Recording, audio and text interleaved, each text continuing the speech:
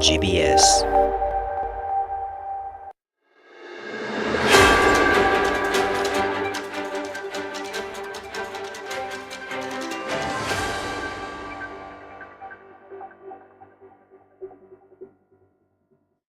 Good evening and thank you for joining us here at GBS News 9.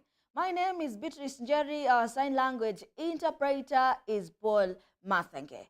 Do keep your comments coming in through our SMS line 21144 and GBS TV Africa on all our social media handles.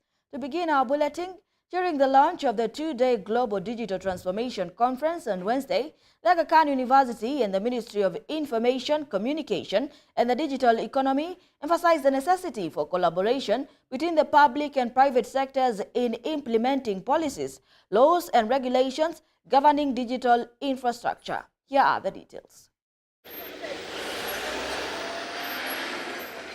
To come in aid during an era marked by technological advancements, the Aga Khan University held a conference addressing the digital transformation in East Africa. And this conference is part of our Aga Khan University's 40 years of celebration. 40 years of celebration for our work in the countries where we are operating. Aga Khan University and the Ministry of Information, Communication and the Digital Economy have jointly urged collaboration between the public and the private sectors to implement policies, laws and regulations for digital infrastructure. It's going to have a major impact, the electronic health record system, on patient care and research and learning, but it took a major effort and substantial resources to implement. Innovation. Nairobi is Kenya's innovation powerhouse. How do we build upon the strong foundations for innovation that have already been established by so many brilliant entrepreneurs and engineers? Because we just don't want to be technology takers, we want to be technological makers. Speaking during the opening ceremony of the conference, Ministry of Information, Communication and the Digital Economy Cabinet Secretary Honorable Eliud Owalo commended the contribution of the Aga Khan Development Network to the digital discourse. He emphasized the government's commitment to leveraging on technology for social development and e-commerce, citing the Digital Master Plan spanning from 2022 to 2032. Notably, he highlighted achievements in infrastructure deployment and revenue increase resulting from digitization efforts. It is commendable to see the Aga Khan University, renowned for its excellence in education and the health sector, take leadership again in an ICT-related topic.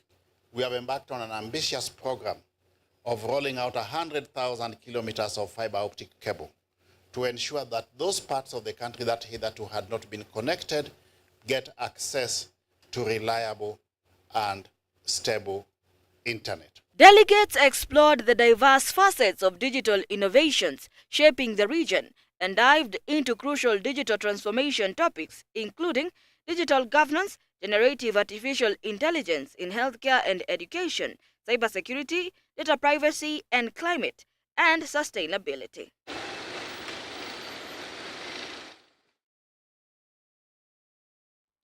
President William Ruto has today presided over the closure of the Third National Wage Bill Conference 2024 at the Bomas of Kenya. The conference was convened by the Salaries and Remuneration Commission in partnership with the Intergovernmental Relations Technical Committee and Council of Governors. It provided a platform for researchers, practitioners, and educators to present and discuss the most recent innovations, trends, and concerns, as well as practical challenges encountered and solutions adopted in the public wage bill, sustainability through productivity improvement. During the 10th ordinary session of the National and County Governments Coordinating Summit meeting held at State House, Nairobi on December 18, 2023, chaired by the President, a resolution was made for the conference to be held. The resolution states that the national government committed to reducing its wage bill to 35% of revenue in line with the provisions of the Public Finance Management Act 2012 by 2028 and urged the county governments to align. Towards 35 fails this country. The issue of productivity being key, Your Excellency, must cascade across even county governments. And on behalf of my colleagues, I would like to give a commitment to the implementation of the main target of reducing the wage bill to 35% by 2027. We will endeavor to do that. Your Excellency, we will also review our structures to ensure that they are aligned. We will also commit on behalf of all the governments that will also review all the staff that are working in the county governments to confirm that we also at the level of the county governments weed out any individuals with fake certificates. Your Excellency, this issue of fake certificates, you have been known in this country now. You are on record. The hallmark of great leadership is to make difficult, hard decisions, sometimes unpopular.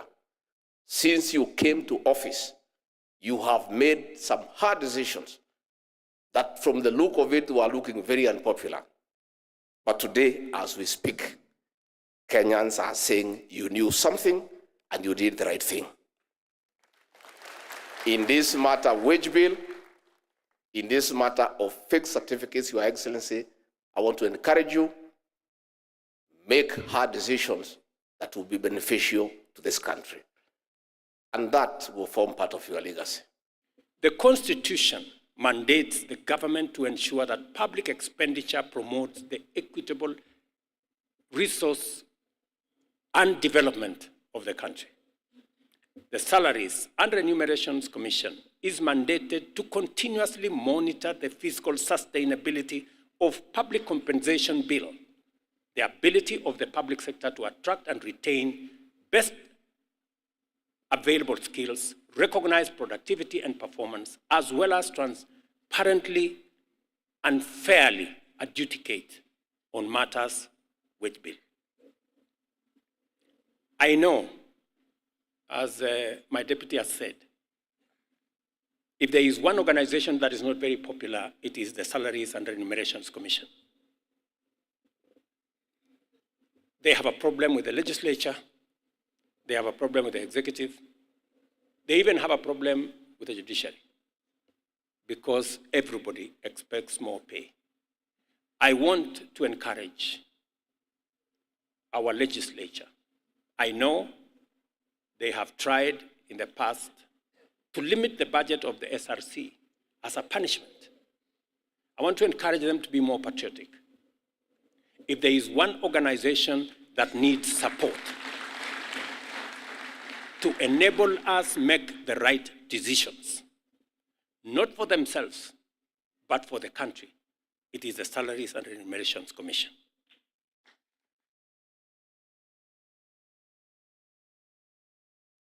Uhuru Park Recreational Center will officially be handed over back to the Nairobi City County following the completion of its renovation that started on September 21st.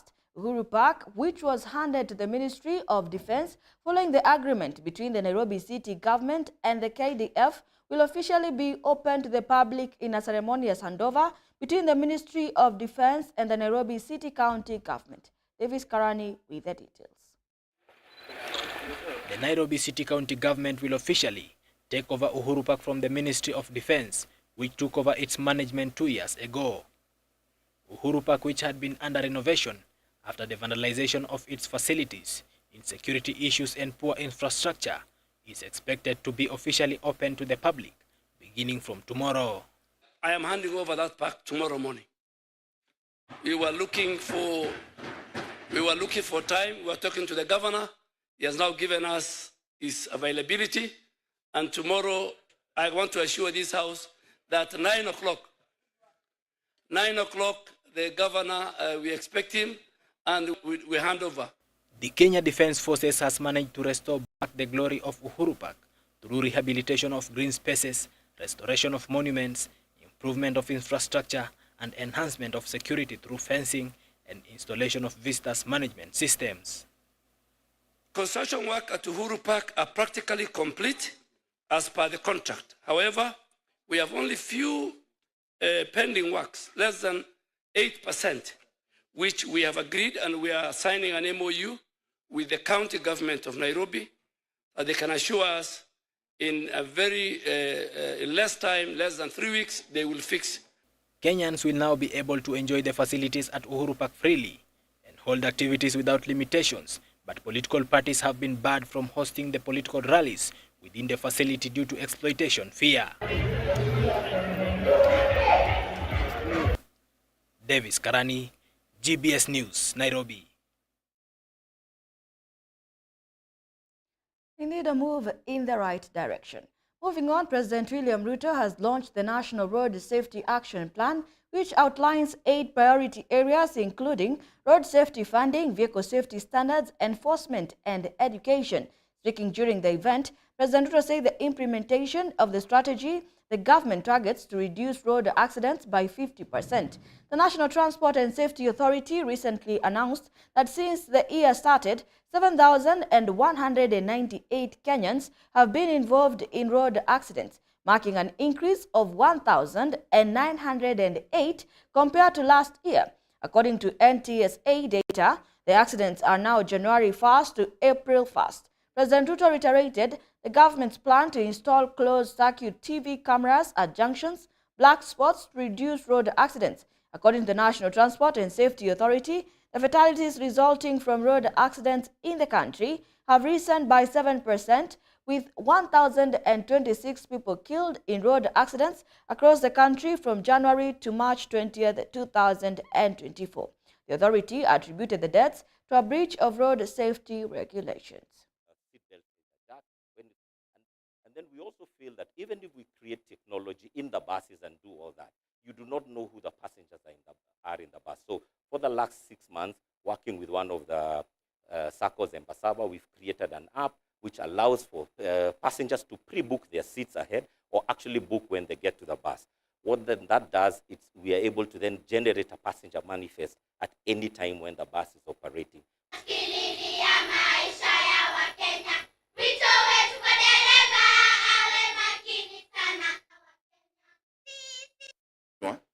And then they go and drive those vehicles. Excellency, I have closed 150 of those wines and spirits that are at Matatu Termini, and we will not open them, Your Excellency.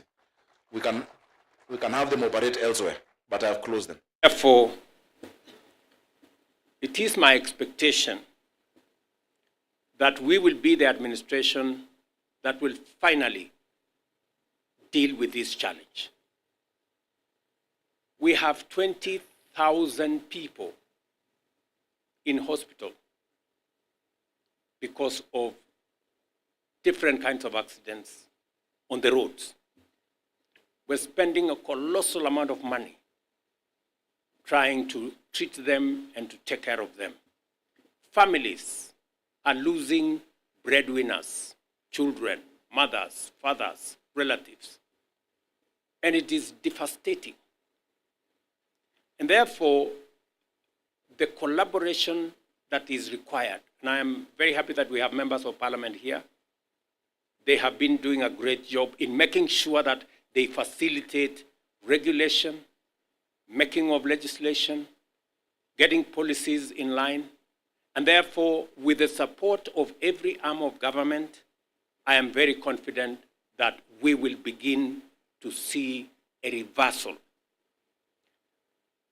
I am looking forward, before the end of this year, that majority of our junctions, majority of our blind spots, majority of the areas that bring danger to road users will be on camera. We have discussed, we have talked about instant fines for a very long time. Waziri, please, instant fines, 90 days is too much time for you to wait. Let's do it so that we can get everybody behaving because they know somebody is watching them.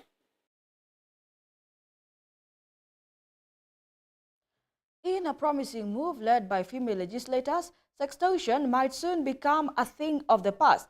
Nairobi Women Representative Esther Passaris spearheaded allegation of to Parliament to deliver a petition aimed at criminalizing sextortion to safeguard women's dignity. Sextortion, the act of demanding sex in exchange for jobs or favors, is a widespread issue affecting various sectors as highlighted by Pasaris. Susan Nganga with the details.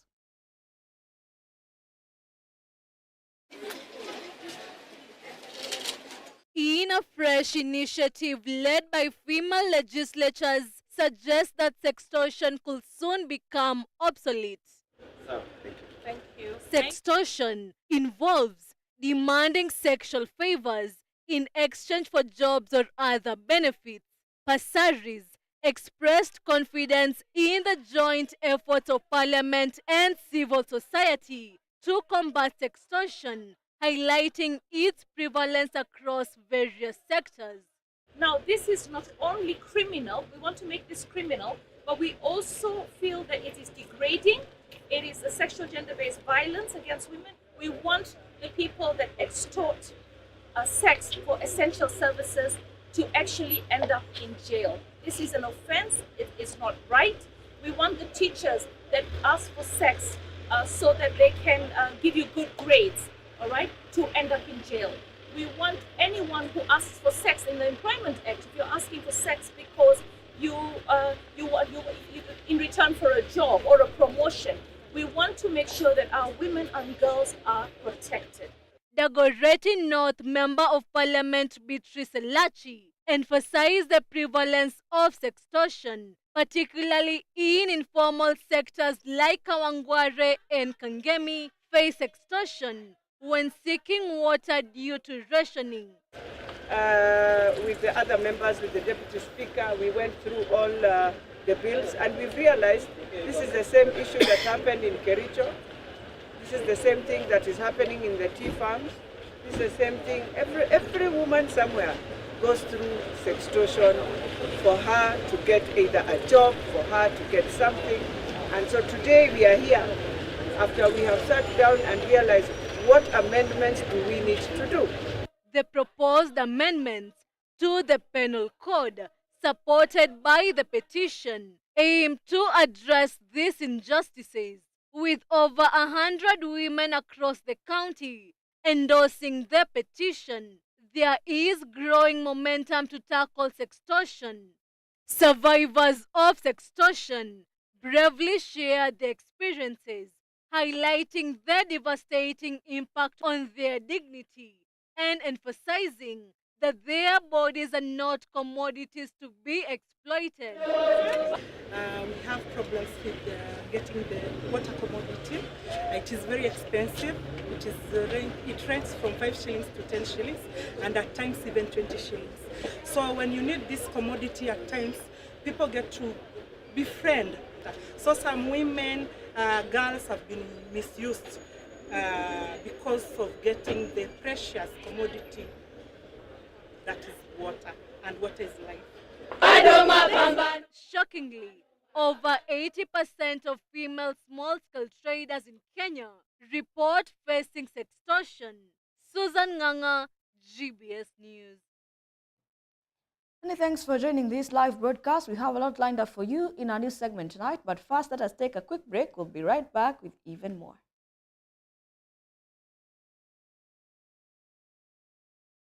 We understand and we know ikifika ile time ni stress.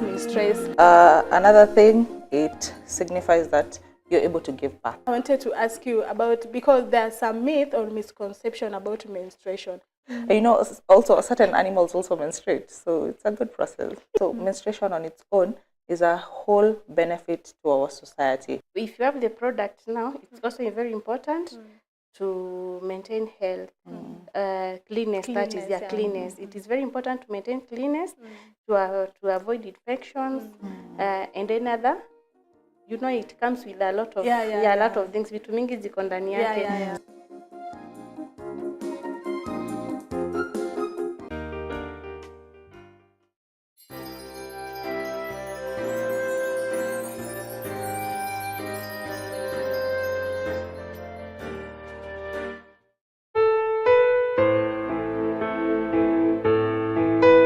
Sasa ikawa ni shida kukaa na mzee kwa sababu alikuwa anataka mtoto.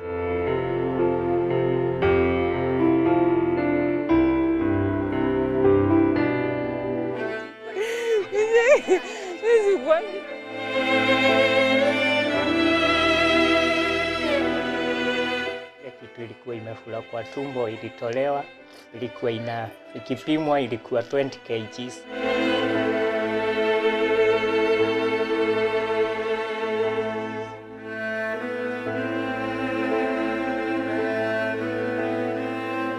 Lakini venye tulionekana kwa GBS, watu waliamua kutusaidia.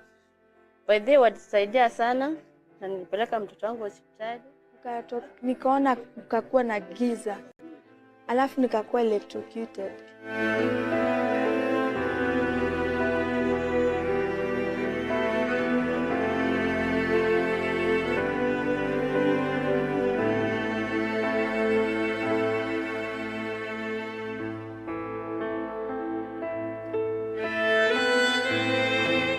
Mimi ndio mwenye nilikuwa nimehusika kwa ile blast ya Moi Avenue, na ningependa kuwarudishia shukrani nyinyi wote kwenye mlinisa.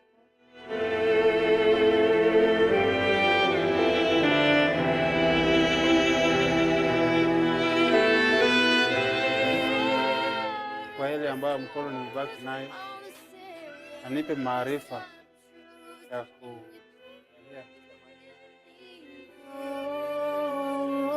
You never need more than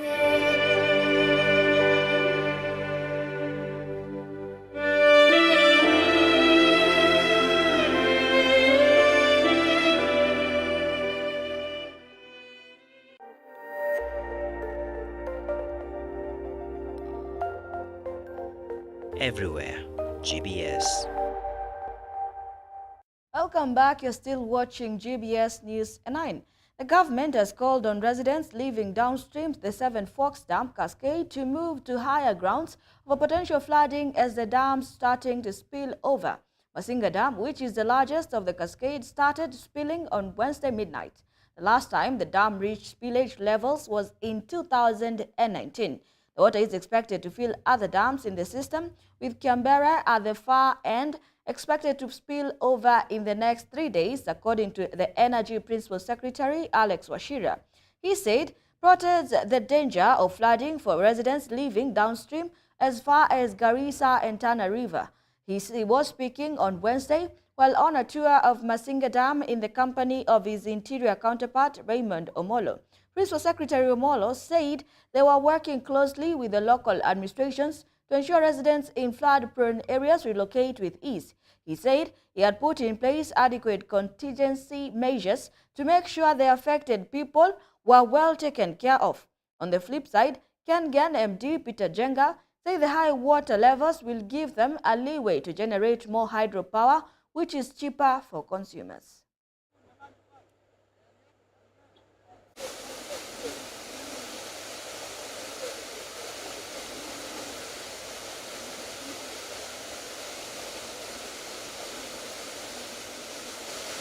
I think the maximum minimum I achieved is about 2 watts.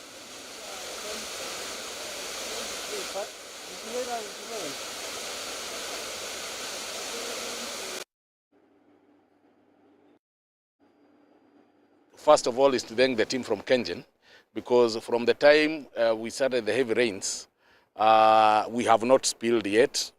Last night, 30 minutes before midnight, that's when we started to overflow in Masinga. We have still not yet overflown in Kiambere, but it's just a matter of time with the increased flows. This means, as the MD has said, and you did see that your power costs have indeed come down by about 14%. We anticipate to hold on that position and probably lower the cost probably further because of the increased hydro generation. So we thank God for the increased rains. However, with that, then we have a challenge in that since we have not yet built the high ground force, which we are anticipating to start building, and we have not yet raised Masinga Dam, which is the other thing that we want to raise, so that in the future, should we have increased rains, then we do not have this challenge of overflowing. And the reason we are here is because, as you can see, Masinga is already overflowing. That is a good sign for us in Kengen because it means we can be able to generate more electricity using water. And you know hydro generation is the cheapest form of generation at the moment in this country. And therefore that means that when we have more hydro generation, then the cost to the consumers through our offtake, Kenya Power, is lower. And that is very encouraging for us. But the negative side of that, it means then that the people who are downstream, that are very close to the river, then it means that there is a small risk and they need to move out of the areas where we can have the flooding and move to safer places. We all know that the Masinga Dam, where we are today, already is overflowing. And we expect that the last dam downstream, which is Kiambere, would also start overflowing in a matter of hours, if not days. And what that means is that the communities that live downstream in the Tana Delta, particularly the counties of Garissa and Tana River, are at very great risk of being displaced with a lot of casualties if adequate precaution and care is not taken. And therefore we are basically sounding an alarm and asking the communities in the two counties particularly that they listen and take heed of the advisory that we are giving today, that they need to relocate. And our officers are on the ground. We have the teams that are led by the National Government Administration officers. So in Tana River, there is a county commissioner and his team of officers from all the other government agencies. And the same case in Garissa County. And we are appealing to the public that they listen to those advisories. And we have emergency teams, similar to what we did during the prolonged or increased rainfall that we received towards the end of last year. At the national level, we have set up the National Emergency Response Center under the leadership of the National Disaster Operations Center, which is based at Nyayo House. And that center has all the agencies from all the ministries represented. The Ministry of Interior, the Ministry of Energy. Aiming to create a skilled workforce for the green economy, the government is currently recrafting the curriculum to produce more professionals for green jobs. Speaking ahead of the inaugural Green Jobs and Skills Development Workshop aimed at addressing access to economic opportunities for youths in Kenya's green economy, Dr. Esther Muoria, the Principal Secretary, State Department for Technical Vocational Education and Training, called on the youths to join TVET institutions and take advantage of this opportunity. Here is more on the same.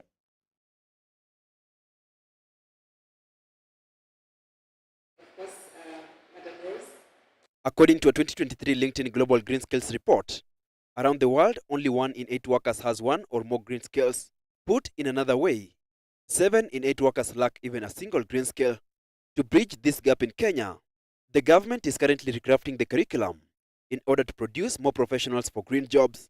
So what we have done as a department, I said, is to ensure that the curricula is recrafted, to ensure that we are getting the occupational standards from labor. Labor, it is the responsibility of my colleague, P.S. Mwandime, to come up with the OSS, because he is the one who is in charge of industry, whatever industry we are speaking about. After the OSS are acquired from labor, then as a department, we craft the exact curricula as required by industry. We came together with development partners to see how we can bring together our, come up with a synergy to ensure that we create these job opportunities. Speaking during a roundtable event bringing together multiple government ministries, key development partners, and relevant senior stakeholders as part of the consultative process for the upcoming National Green Jobs and Skills Development Workshop, the TVET Principal Secretary Dr. Esther Muoria emphasized her state department's readiness to skill the youth across the country. And another thing we have been challenged by His Excellency the President, it doesn't have to be a whole year, 2 years.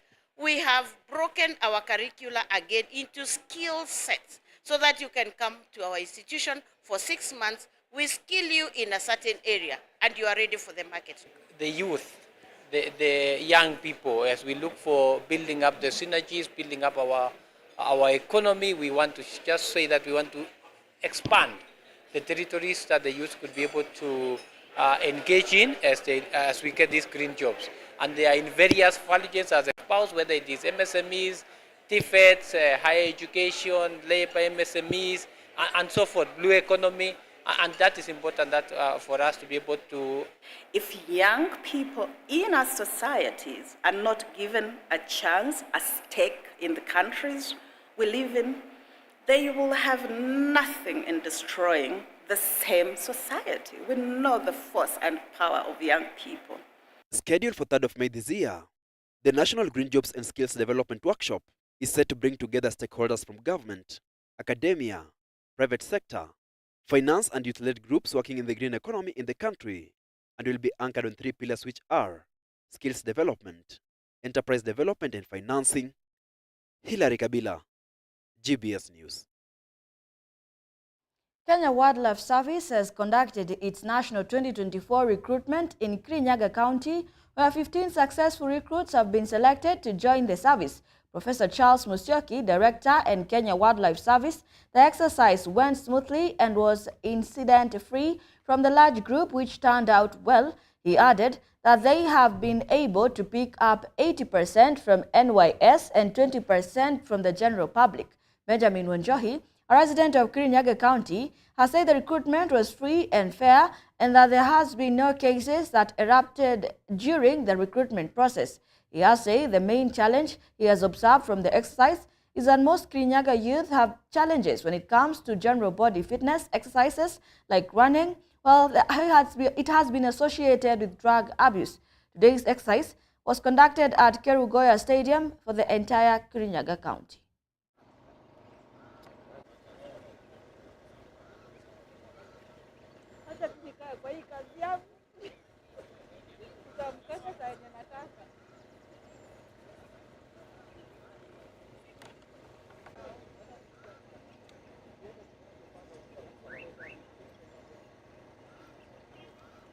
Kirinyaga is confirm. NYS.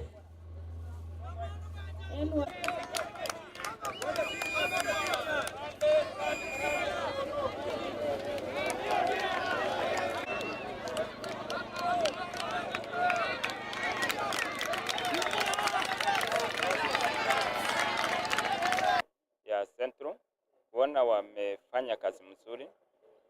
Si kawaida recruitment kufanyika vile imefanyika leo. Kila mwananchi mwenye ako kwa hii kikao amejionea na macho. So hata mahali tuko tukienda nyumbani tunaenda kama tumeridhika. So tungeomba hata wale wengine wakifanya recruitment iendelee kama hii, na tunajua ni vile tu hapa kuna vile watu wamejitolea na watu wengi wajitolee kabisa. Ningetaka hata next time nikikuja kuangalia ninaona kwamba this is the second day of the nationwide recruitment exercise for rangers. Kirinyaga was allotted 15 slots which we have just filled with 12 male and 3 female prospective rangers. So we're extremely happy that the exercise has gone on smoothly. It has been incident-free. We were able to get the best out of the entire group that came and turned up for this recruitment. So we are confident that out of the very large group, we've been able to pick the 15 best. The slots were distributed in all the sub-counties within Kirinyaga, and we picked 80% of them from the National Youth Service and 20% from the general populace that is here in Kirinyaga. We were particularly interested in getting persons who are of the age of 26 and below, Quite a number of them were turned away because their ages were beyond 26. We were also looking at the height of the personnel. For men, we had a minimum of 5 feet 8 inches, and for the females 5 feet and 4 inches. So that also did eliminate quite a number of them. And then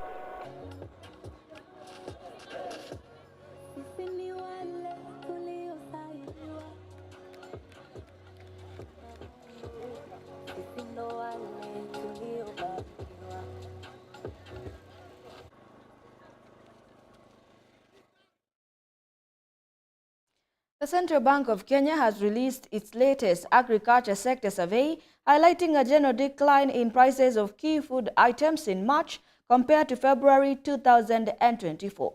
According to the survey findings, the decrease in prices of key food items in March compared to February 2024 is seen as a positive trend for customers and may contribute to improved food affordability in the coming months. Here is our story and more in business. The cost of key food items fell in March compared to February this year. This is according to a survey by the Central Bank of Kenya. The report highlights a drastic decline in prices of general agricultural products across the country in the last 2 months, conducted from March 11th to 15th. The objective of the survey was to gather indicative information on the recent trends in market expectations regarding prices and output of key agricultural commodities. According to the survey findings, the decrease in prices of key food items in March compared to February is seen as a positive trend for consumers and may contribute to improved food affordability in coming months. The survey shows that majority of the respondents anticipate that inflation will either remain unchanged or decrease in the next 1 month to 3 months.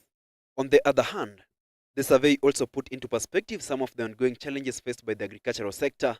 Factors such as weather conditions, transport costs, and input expenses continue to impact both output and prices of key food items.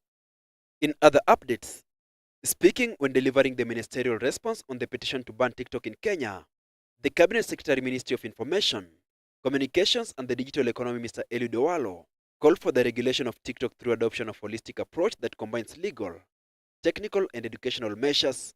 Owalo informed the National Assembly Committee on Public Petitions that Kenya can create a robust social media regulation framework that addresses addiction, mental health, data privacy, misinformation, child online safety and data security concerns. According to the CS, social media platforms have evolved into primary channels for global connectivity, civic engagement and individual expression. He indicated that in Kenya, TikTok is the third most followed social platform after Facebook and YouTube, with an estimated 10.6 million Kenyans aged 18 years and above having a TikTok account. In other updates, the Committee on Defense, Intelligence and Foreign Relations has rejected the nomination of Charles Githinji as the Consul General to Goma, DRC. In a report tabled before the House yesterday afternoon by the Chairman Nelson Koech, the MPs rejected Mr. Charles Githinji due to lack of knowledge on the area which he has been nominated to. Of the following basic economic terminologies. Number 1, GDP, and number 2, balance of trade. Thank you. Honorable Ekana, the GDP. The GDP of DRC is 100. What your understanding of the GDP is? The growth,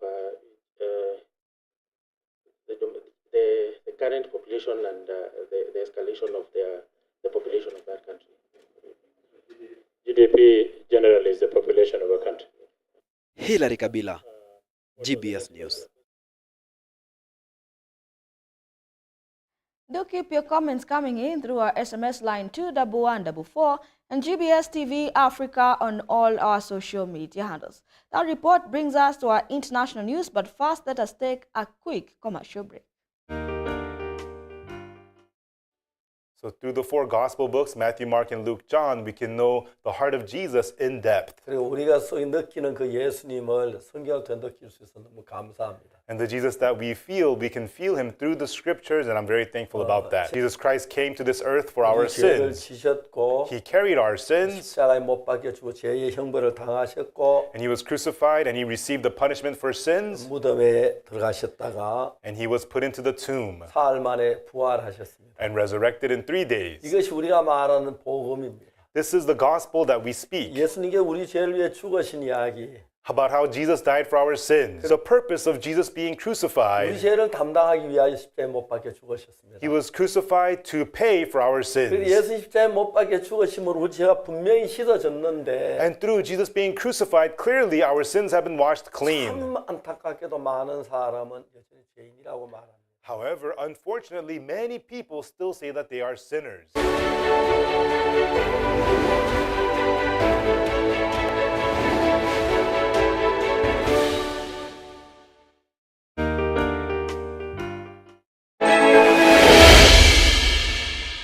Welcome to the Insight Tonight. My name is Eugene Ochieng-Kwach, and you're watching GBS TV.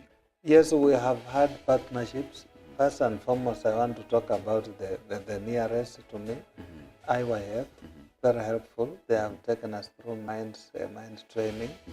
And personally, I've been taken for mind training, not just in Kenya. I went out to Korea, and we were different public servants from different departments of different governments across the world. He said that he supports the bill. And now it has already passed the 2 steps. And it is going to be implemented. But you are not the first person to raise these questions. Kenyans have raised the same questions. Actually, there was this Kenyan who was asking in a funny way, and it went viral. Nani hana kwao?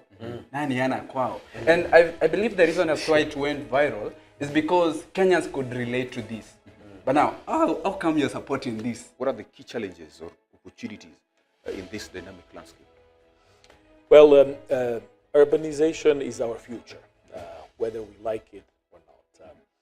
And we see it all around us, including in this beautiful country, in Kenya. Our next World Urban Forum, which is our prime platform for bringing together all the various actors in the area of urbanization and sustainable cities together every 2 years on a global platform. So next one will be held from the 4th to the 8th of November this year in Cairo, in Egypt.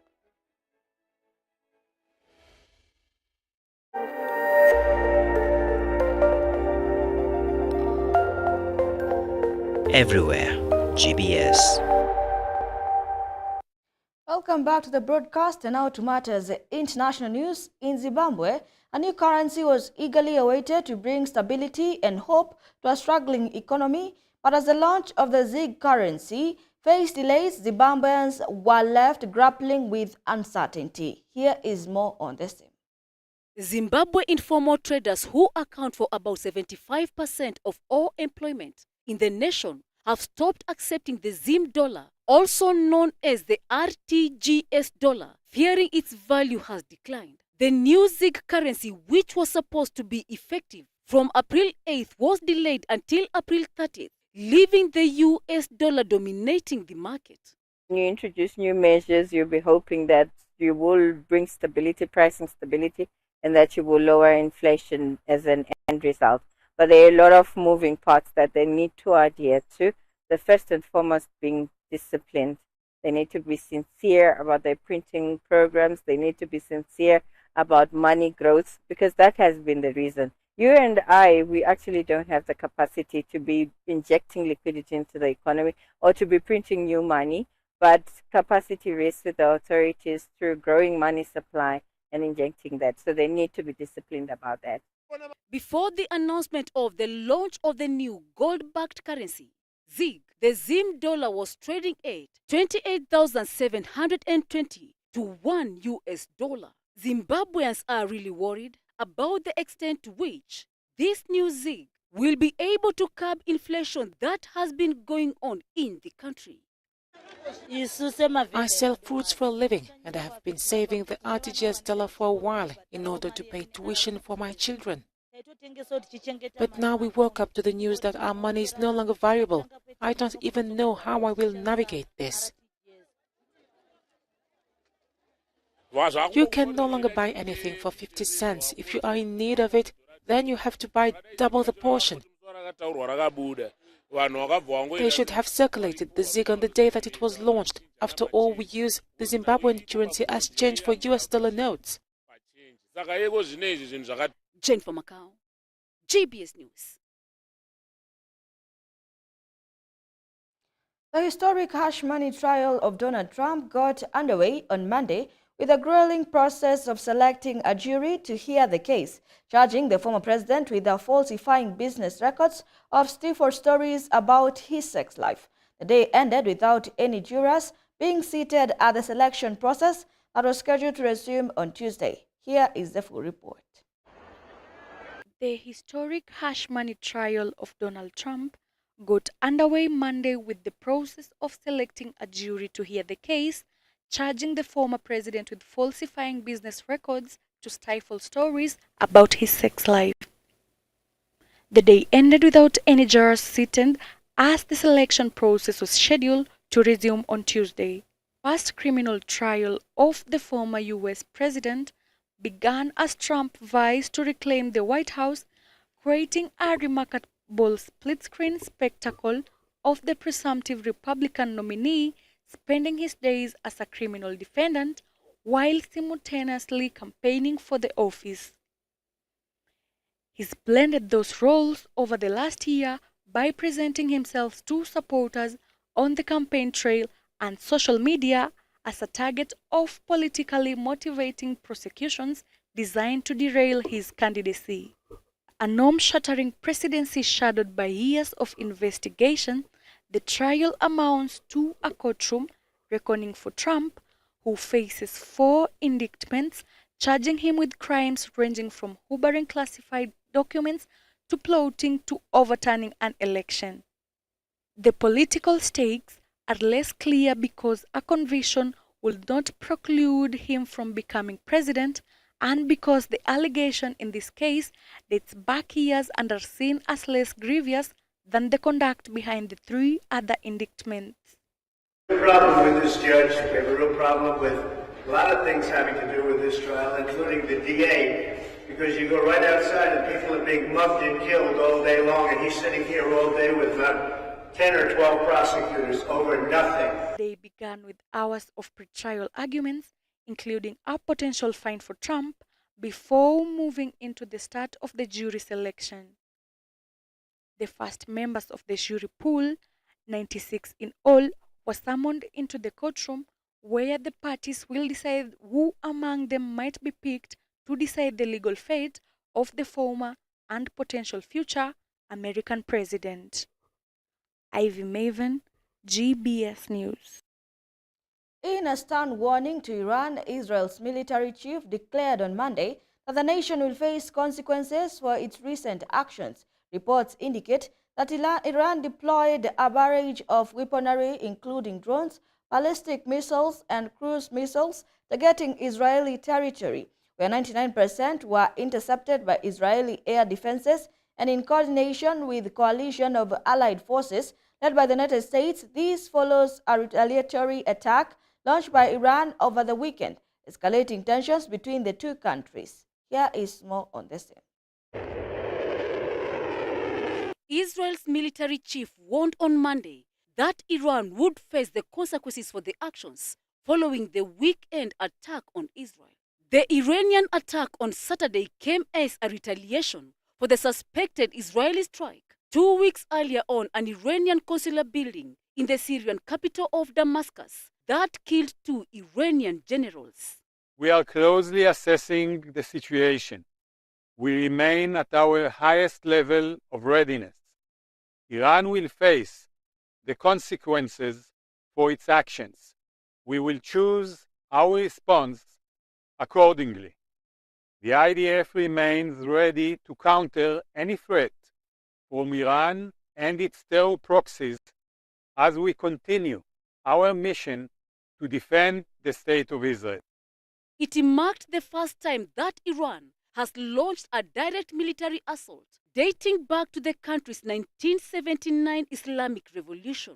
Iran launched hundreds of drones, ballistic missiles, and cruise missiles at the Israeli attack, with the Israeli military stating that 99% of the drones and the missiles were intercepted by Israeli-owned air defenses and the warplanes in coordination with the US-led coalition of partners. We are working urgently with our allies to de-escalate the situation and prevent further bloodshed. We have been coordinating a diplomatic response to seek to prevent escalation. Israeli military chief Lieutenant General Hazi Halevi stated that the country was closely assessing this situation following the attack, and Israel would choose its response accordingly. Halevi spoke during the visit to the Nevatim air base, which Israel stated that it suffered light damage of the Iranian attack, with Prime Minister Benjamin Netanyahu stated to be heading with the top officials to discuss a possible response. Jennifer Macau, JBS News.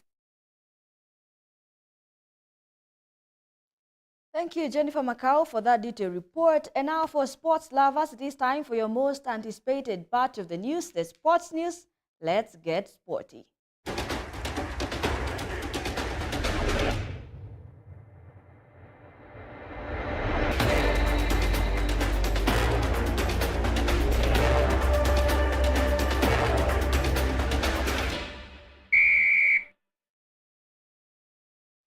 Joint overnight leader Shashwat Harish was in sublime form in round 2 of the Kabete Junior Open with an impressive score of 75 to take a 3-shot lead over Sonny Sevi at the Vetlab Golf Club. Harish opened the day with a double bogey at par 4, hole 1, where he picked a birdie in round 1, but his recovery was quick as he picked up birdies at the par 5 hole 7 and at the par 4 hole 9 to complete the first 9 with 37.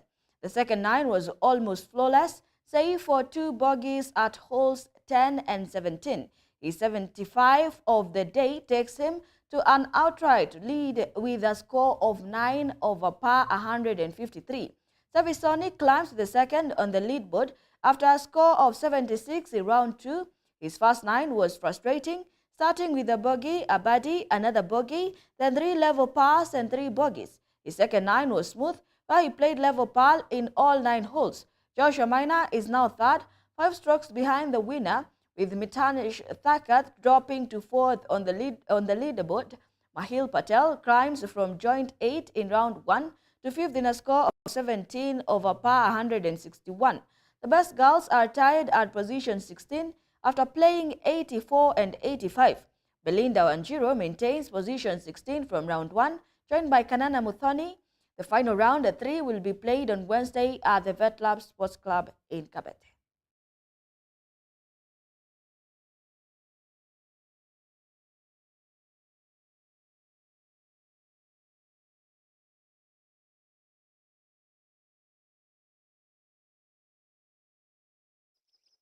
It was interesting.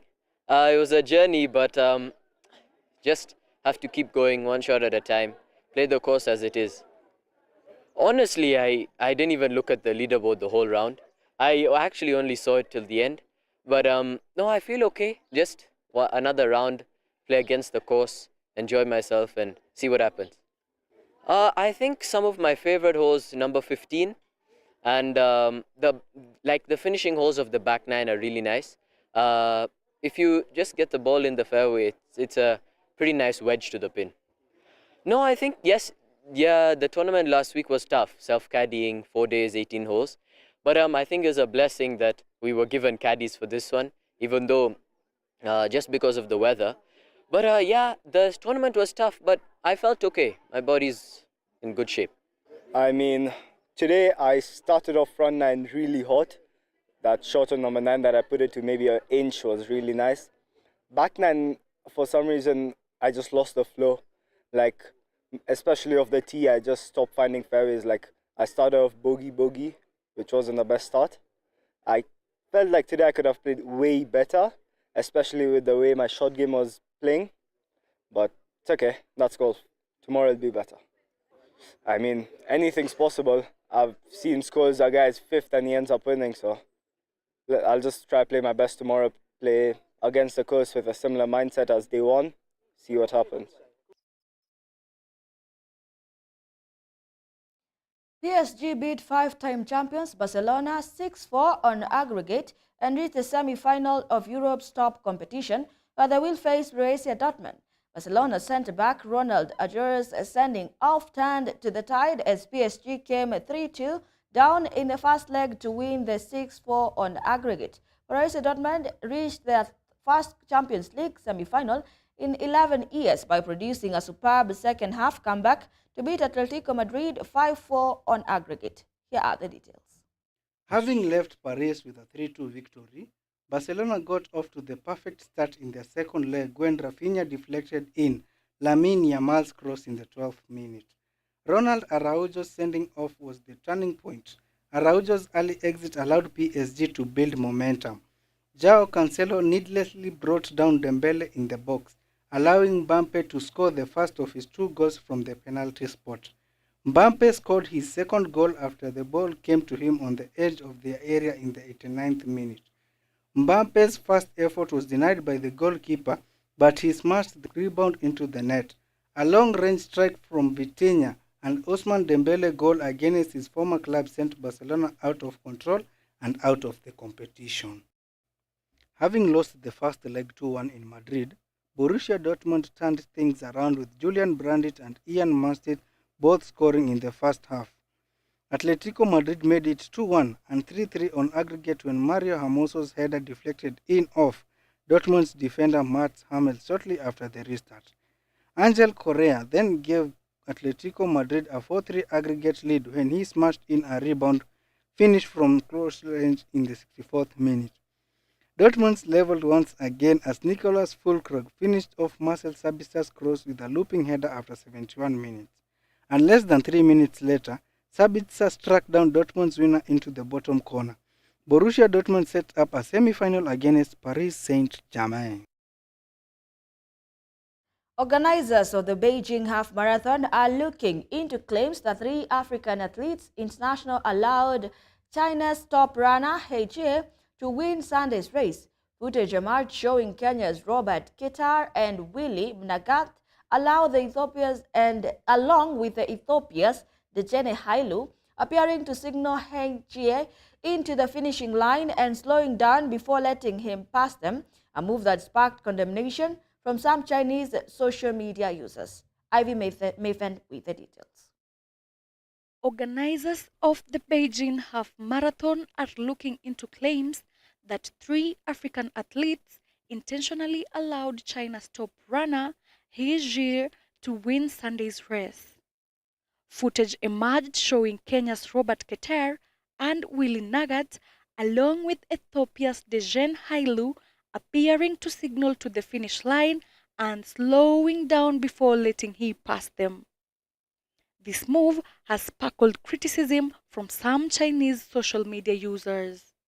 Nagat said that the trio were acting as pacemakers and further explained that they were hired to assist he in breaking the Chinese half-marathon record, but that he fell short of the target time. Beijing Sports Bureau spokesperson stated that they are investigating the incident and they will make the findings public. Step, a Chinese sports brand sponsoring the event, stated that they were verifying the situation. Nagat expressed confusion about his bib being labeled with this name instead of pacemaker. Clarified that his role was solemnly to set the pace for he to win, comments that has been made by the other runners involved. He Jie, China's marathon gold medalist at the 2023 Asian Games, is his country's record holder for the full marathon. World Athletic issued a statement acknowledging the online footage and mentioned an ongoing investigation by local authorities. Chinese social media users on Weibo have expressed disappointment, with one comment describing as the most embarrassing titles in his career gaining significant attention. The incident has raised questions about sponsorship in the prestigious event. Ivy Maven, GBS News. And that sports news brings us to the end of our news segment tonight. Here at GBS News at 9, we make your news our business. My name is Beatrice Njeri. Our sign language interpreter is Paul Mathenge. Good night.